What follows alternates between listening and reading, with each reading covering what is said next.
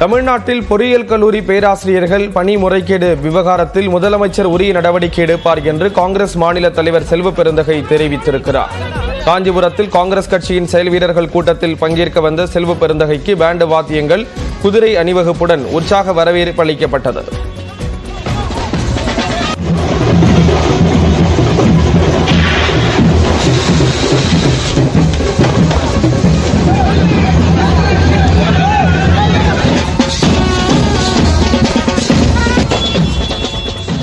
செயல் வீரர்கள் கூட்டத்தில் பங்கேற்ற பின்னர் செய்தியாளர்களிடம் பேசிய செல்வ பெருந்தகை, பொறியியல் கல்லூரிகளில் பேராசிரியர்கள் முறைகேடு விவகாரத்தில் அனைவரும் சேர்ந்து அதனை சீர் செய்ய வேண்டும் என்று கூறினார். இந்த இர்ரெகுலாரிட்டி, மால் பிராக்டிஸ், இது எல்லாத்தையும் சரி செய்ய வேண்டிய பொறுப்பில் நாம் இருக்கிறோம். அதுவும் மாண்புமிகு முதலமைச்சர் எல்லா துறைகளும் மிகவும் கூர்ந்து கவனித்து வருகிறார். இந்த குற்றச்சாட்டுகளும் களையப்படும், இது பற்றி விசாரிக்கப்படும். கரூர் மாவட்டம் மாயனூர் அருகே காட்டூரில் 50 அடி ஆழ விவசாய கிணற்றில் குஞ்சுகளுடன் இருந்த மயிலை தீயணைப்பு வீரர்கள் பாதுகாப்பாக மீட்டனர். மணிகண்டன் என்பவருக்கு சொந்தமான கிணற்றில் மோட்டார் வைக்கும் பகுதியில் மயில் ஒன்று தனது 4 குஞ்சுகளுடன் இருந்தது. இதை பார்த்த மக்கள் தீயணைப்பு வீரர்களுக்கு தகவல் அளித்தனர். இதையடுத்து அங்கு வந்த வீரர்களில் ஒருவர் கயிறு கட்டி கிணற்றுக்குள் இறங்கி மயிலையும் குஞ்சுகளையும் பிளாஸ்டிக் சாக்கில் போட்டு மேலே எடுத்து வந்தார். சிவகங்கையில் புதிதாக ரயில் தடம் அமைப்பதற்காக 50 ஆண்டுகள் பழமையான ஆலமரங்கள் வெட்டி சாய்க்கப்பட்டன. சிவகங்கை ரயில் நிலையத்தில் கூடுதலாக ஒரு ரயில் வழித்தடம் அமைக்க திட்டமிடப்பட்டுள்ளது. இதன் காரணமாக ரயில் நிலையம் எதிரே உள்ள மரங்களை வெட்டி அகற்றும் பணி நடந்து வருகிறது. அந்த பகுதியிலிருந்து 50 ஆண்டுகள் பழமையான 7 ஆலமரங்களும் எந்திரங்கள் கொண்டு வேரோடு வெட்டி சாய்க்கப்பட்டன. ரயில் நிலையத்தை விரிவுபடுத்துவதாக வானுயர்ந்து நின்ற மரங்களை வெட்டி சாய்ப்பது வேதனை அளிப்பதாக அப்பகுதி மக்கள் தெரிவித்திருக்கிறார்கள். நீலகிரி மாவட்டத்தில் உள்ள பைக்கார படகு இல்லம் 3 மாதங்களுக்கு பிறகு திறக்கப்பட்டுள்ளது. பைக்கார படகு இல்லத்திற்கு செல்லும் சாலையை சீரமைக்கும் பணிக்காக கடந்த ஏப்ரல் 16ஆம் தேதி முதல் படகு இல்லம் மூடப்பட்டது. 3 கோடி ரூபாய் செலவில் 2 கிலோமீட்டர் தூரமுள்ள சாலை முழுமையாக சீரமைக்கப்பட்டது. இந்த பணி முடிவடைந்ததை தொடர்ந்து அமைச்சர் க. ராமச்சந்திரன், மாவட்ட ஆட்சியர் லட்சுமி பவ்யா தண்ணீரு ஆகியோர் திறந்து வைத்தனர். இதையடுத்து ஏராளமான சுற்றுலா பயணிகள் பைக்கார படகு இல்லத்திற்கு சென்று படகு சவாரி சென்றனர்.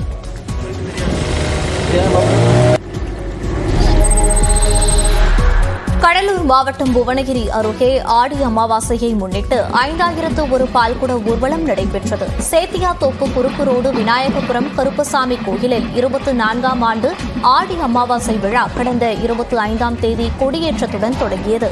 இதன் முக்கிய நிகழ்ச்சியாக பால்குட ஊர்வலம், மேளதாளங்கள், தாரை தப்பட்டை முழங்க வெகு விமர்சையாக நடைபெற்றது. மஞ்சள் பச்சை ஆடையுடன் பால்குடத்தை சுமந்தபடி 2 கிலோமீட்டர் தூரத்திற்கு 5000 பேர் ஊர்வலமாக வந்தனர்.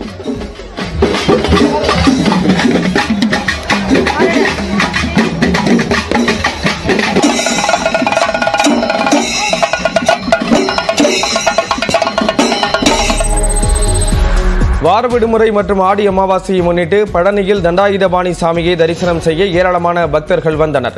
படிப்பாதை, விஞ்ச் மற்றும் கட்டண இலவச தரிசன வரிசைகளில் பக்தர்கள் நீண்ட வரிசையில் காத்திருந்து சாமி தரிசனம் செய்தனர். இதனிடையே மலைக்கோயிலில் இருந்த தனியாருக்கு சொந்தமான கேண்டீன் மூடப்பட்டதால் குழந்தைகளுடன் வரும் பெற்றோர்களின் வசதிக்காக கோயில் நிர்வாகம் சார்பில் இலவசமாக பால் வழங்கும் திட்டம் தொடங்கப்பட்டுள்ளது. ஆடி அமாவாசையொட்டி தருமபுரி மாவட்டம் இண்டூர் அருகே கருப்பசாமி கோயில் பூசாரிக்கு மிளகாய் கரிசலில் அபிஷேகம் செய்யப்பட்டது. நடப்பனஹள்ளி கிராமத்தில் உள்ள கருப்பசாமி கோயிலில் ஆடி அமாவாசையொட்டி கருப்பசாமி வாகனமான குதிரை, பசு, கன்றுகளுக்கு பூஜை செய்தனர். அதனைத் தொடர்ந்து பக்தர்கள் தங்கள் குடும்பங்களில் தீவினை அகன்று நல்வினை ஏற்பட வேண்டி 108 கிலோ மிளகாயை அரைத்து மிளகாய் பொடி கரைசலை பூசாரி மீது ஊற்றினர்.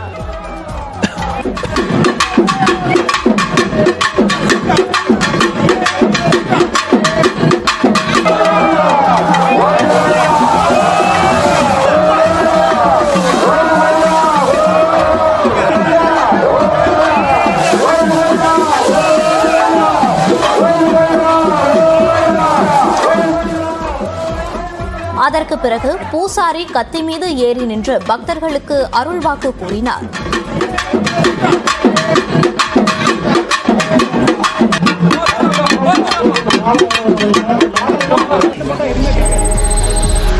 தஞ்சாவூரில் புதிதாக கட்டப்பட்ட வணிக வளாகத்தை மக்கள் பயன்பாட்டிற்காக நடிகை கீர்த்தி சுரேஷ் திறந்து வைத்தார். தஞ்சாவூர் மக்களின் பொழுதுபோக்கு மற்றும் ஷாப்பிங் தேவையை நிவர்த்தி செய்யும் விதமாக புதிதாக வணிக வளாகம் கட்டப்பட்டுள்ளது. மாநகரின் முதல் வணிக வளாகமான இதனை நடிகை கீர்த்தி சுரேஷ் திறந்து வைத்தார். அப்போது தஞ்சாவூர் மண்ணு எடுத்து பாடலை பாடி கீர்த்தி சுரேஷ் ரசிகர்களை உற்சாகப்படுத்தினார்.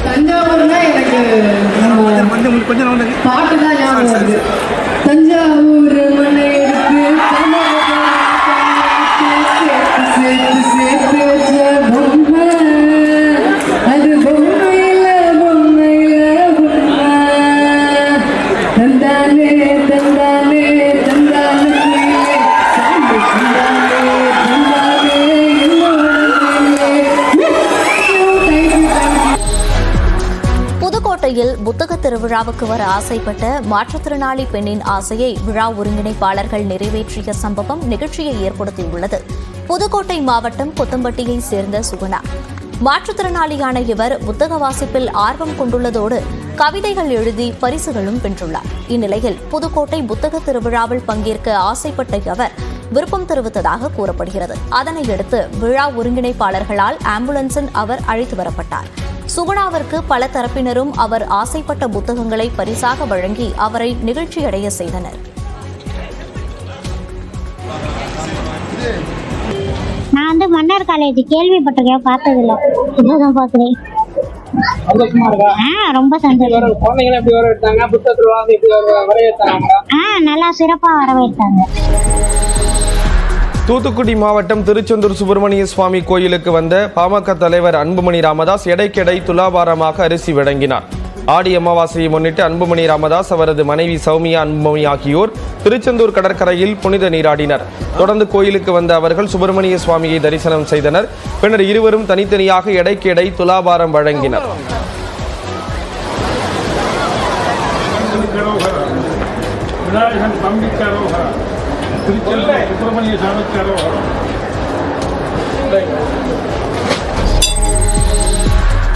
கடவுள் ராமருக்கு தற்போது மார்க்கெட் இல்லை என நாம் தமிழர் கட்சியின் ஒருங்கிணைப்பாளர் சீமான் தெரிவித்துள்ளார்.